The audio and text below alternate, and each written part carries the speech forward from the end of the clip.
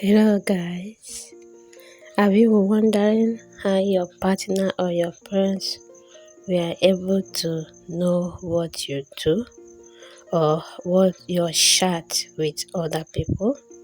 So follow me, let's go. They are monitoring you through your WhatsApp. So you go to your WhatsApp, you click on that top dot there, three dot there. You will see linked device.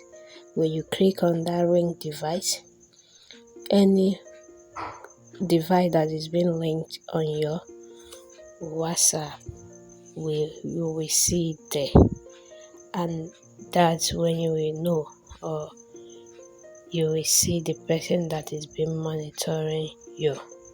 Then, if you want me to show you or teach you how you can be able to unlink the device, drop it on the comment section. Or you want me to teach you how you can lock your chat to be private, you drop it on the comment section. Thank you for watching. Remember to like, share and subscribe. Thank you.